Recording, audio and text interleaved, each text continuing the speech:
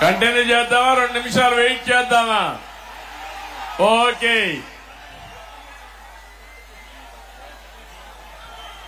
అలాంటిది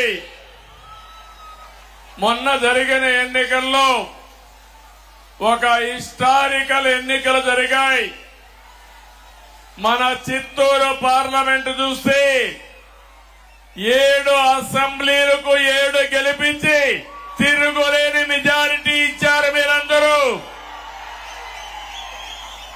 రాష్ట్రంలో 25 పార్లమెంట్లో 20 పార్లమెంట్లో 7కు 7 గెలిపించారంటే ఇది ఒక చరిత్ర.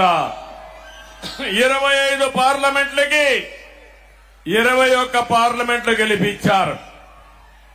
ఈ రోజు మీరందరూ ఒకసారి ఆలోచిస్తే ఈ యొక్క వైఎస్ఆర్ కాంగ్రెస్ పార్టీ ఒక అరాచక పార్టీ.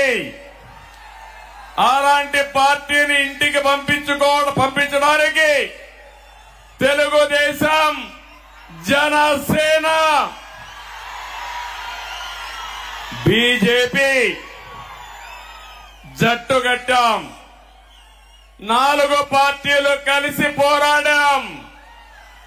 ఎన్డీఏలో భాగస్వాములయ్యాం. అందుకే ఈ ఎన్నిక ఒక హిస్టారికల్ ఎన్నిక అని చెప్పి కూడా నేను మీకు తెలియజేస్తున్నా. ఇంకో పక్క ఈ ఎన్నిక ద్వారా రాష్ట్ర ప్రజల యొక్క భవిష్యత్తుని తీవ్రంగా రాయబోతున్నామని మరొక్కసారి మీకు విజ్ఞప్తి చేస్తున్నాను.